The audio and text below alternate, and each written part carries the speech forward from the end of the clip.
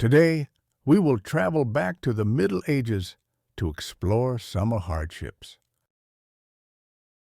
Introduction to medieval summers. Ah, the sun is out in the sky above.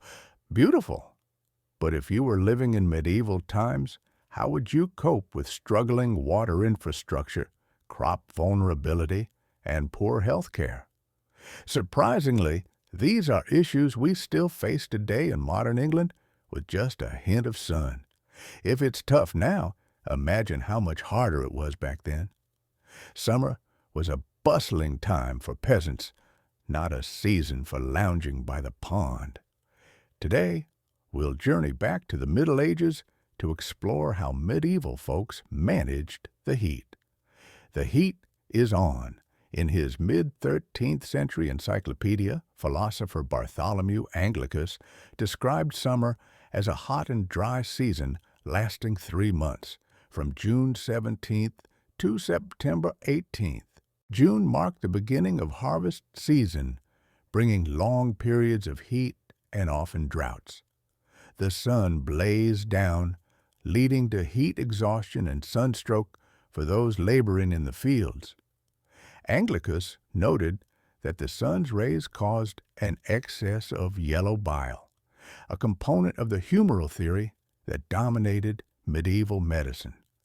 This imbalance was believed to affect temperament and health, potentially leading to anger and illness. Medieval remedies for summer heat, medical manuscripts from the time, contained various remedies for sunburn. One recipe suggested using a blend of lily root, frankincense, and even white lead, which we now know is toxic. The elite women sought to keep their skin pale, as tanned skin was associated with the laboring class. While they avoided sunburn, they risked metal poisoning instead. For headaches caused by the heat, rose oil was recommended to soothe and alleviate pain. Ladies of leisure might wear brimmed hats and carry parasols, unlike peasants who had to work without such luxuries. The busy harvest season.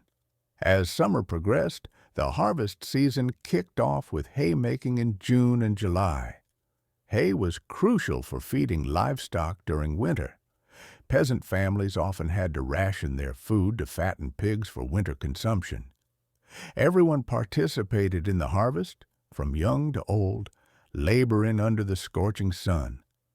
The elderly were particularly vulnerable to heat-related illnesses, and many accidents occurred while trying to cool off in nearby water sources.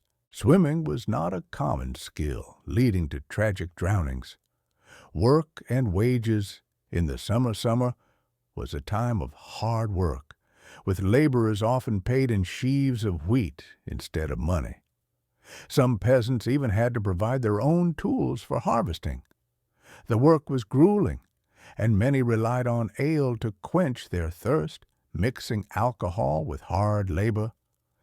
Once the harvest was reaped, the grain was threshed, and any leftover straw was gathered for various uses.